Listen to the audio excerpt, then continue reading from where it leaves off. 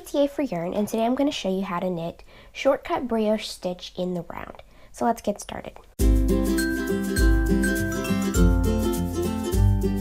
So all I've done here so far is I've got some large needles with some chunky yarn, and I have cast on across 3 double-pointed needles so that I can knit in the round. Now you can knit this on whatever kind of needles you want, it doesn't matter. Any number of stitches you want as well, as long as you have an even number of stitches. So you can make this tube as big as you want. What I'm going to do here is join together to work in the round, and as you can see, you have to make sure that your cast on is not twisted, and it needs to be, straight so that you're not going to end up with a big twist in your tube that you're knitting. So first thing we're going to do is knit the setup round, which is pretty easy. The setup round is just knit 1, purl 1, all the way around. So you're just going to knit 1, purl 1, knit 1, purl 1, all the way around.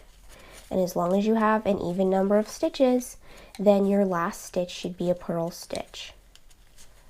So I'm going to just keep knitting across each double pointed needle until I get to the beginning / end of my round, which is where the tail is. And I'm just going to try to keep my needles from banging all over the table. But then we're going to place a stitch marker and start the first round of Shortcut Brioche.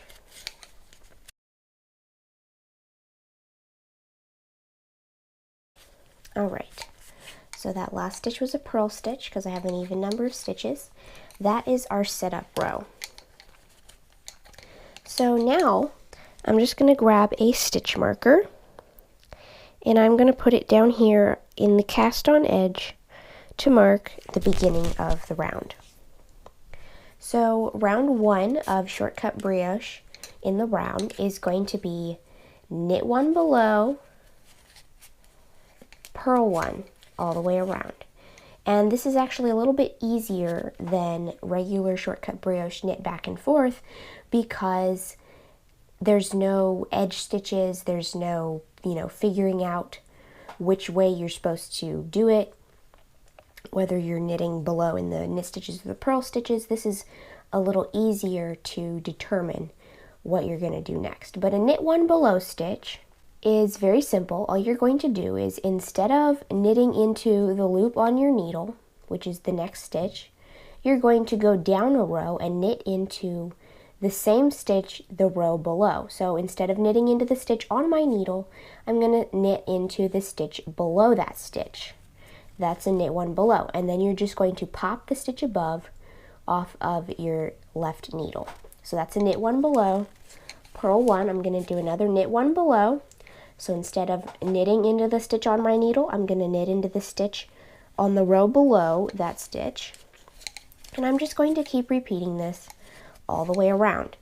And just knit 1 below, purl 1, knit 1 below, purl 1, until I get back to my marker.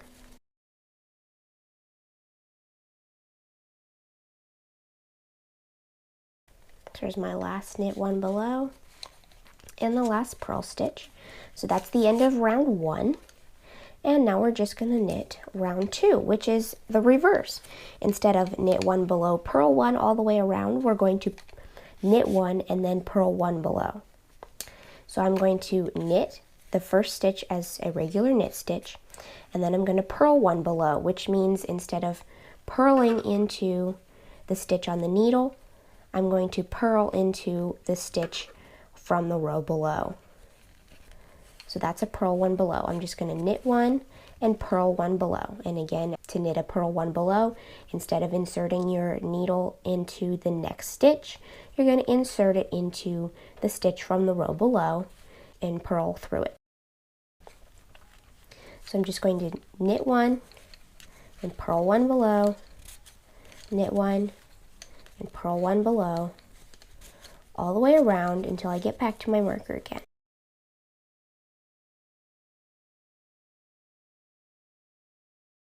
All right, so that's the end of round 2, and those are the only 2 rounds that make up Shortcut Brioche in the round.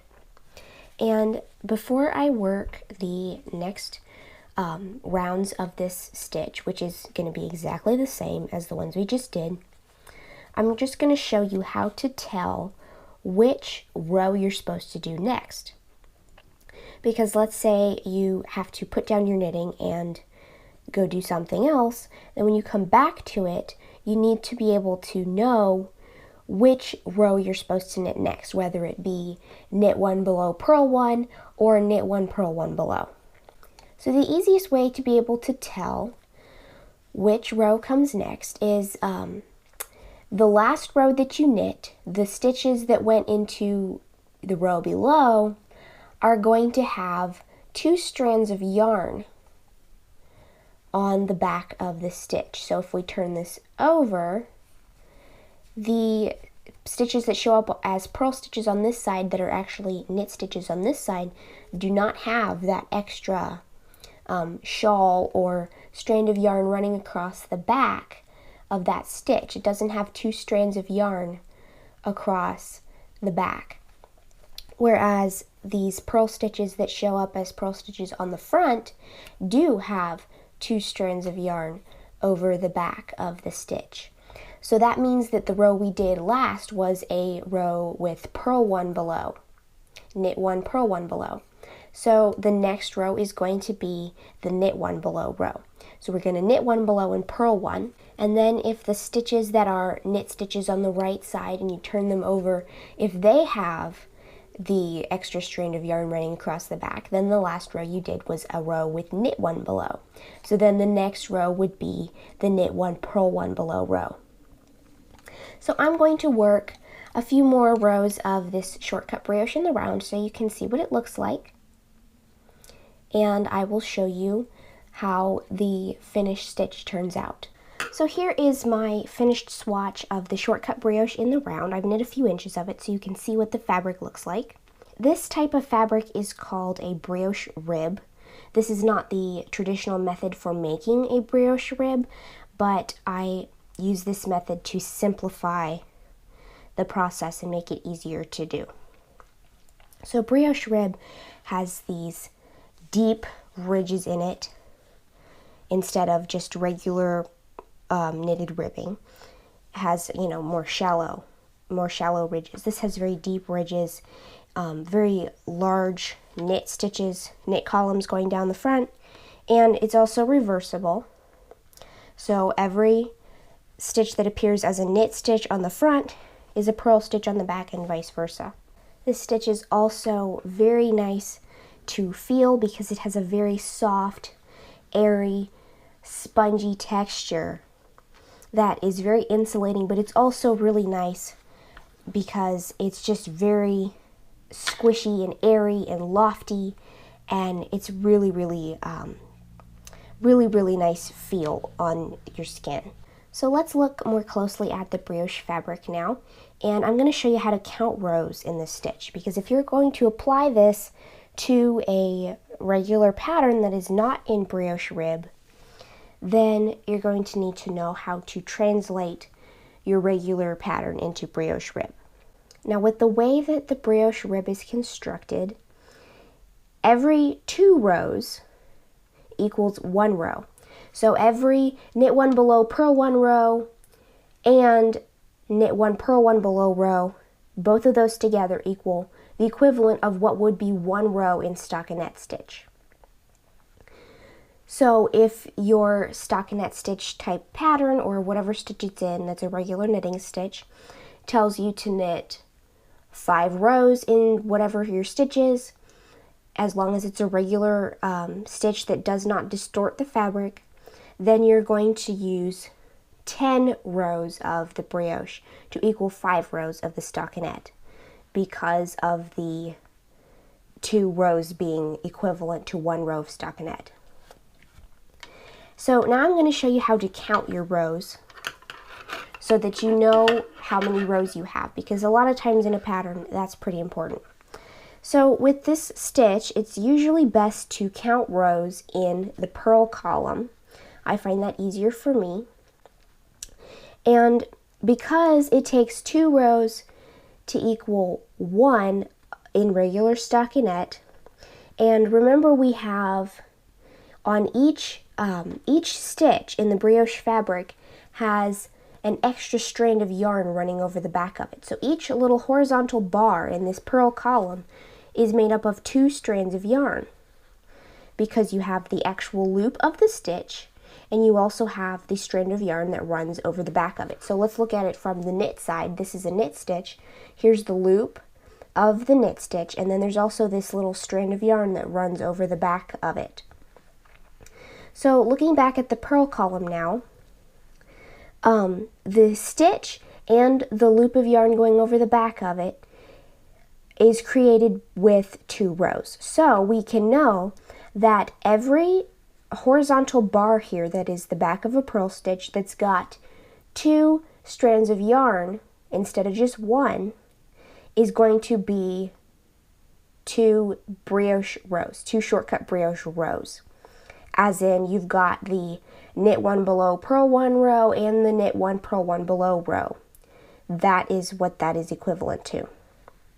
So this first little purl bump right here is our setup row because it only has 1 strand of yarn. So if I'm only counting brioche rows, I'm going to ignore that for right now. So this purl bump right here has 2 strands, so that's 2 rows in Shortcut Brioche. 4, 6, 8, 10, 12, 14, 16. Now, I have an even number of rows here, so that's how it's going to come out. But if your top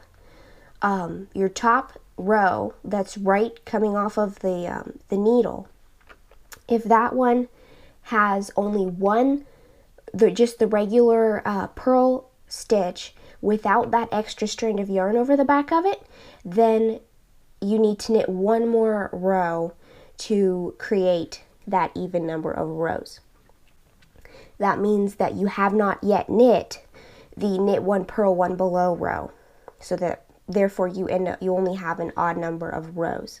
And it's usually better to have an even number of rows. It doesn't, if this is the top edge of your project, it doesn't necessarily matter, but to pick up where you left off, if you have to set it down and go do something else and then you come back, you need to know that you still have to knit another knit 1, purl 1 below row if you have only 1 strand of yarn on the back of that purl stitch.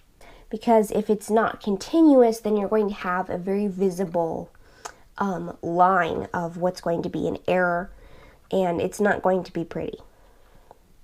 So that is how you know where you are in the stitch pattern and how many rows you've knit. Just always keep in mind, if you're translating a regular knitting pattern into Shortcut Brioche Stitch, 1 row of stockinette is equivalent to 2 rows of brioche stitch. The knit 1 below, purl 1 row plus the knit 1, purl 1 below row. So I hope this video has been helpful to you. If you apply the Shortcut Brioche Stitch in the round to a project that you're making, please let me know how it turns out for you in the comments below, and don't forget to subscribe, making sure you click the little bell next to the subscribe button to be notified of new videos. Thanks for watching. Bye.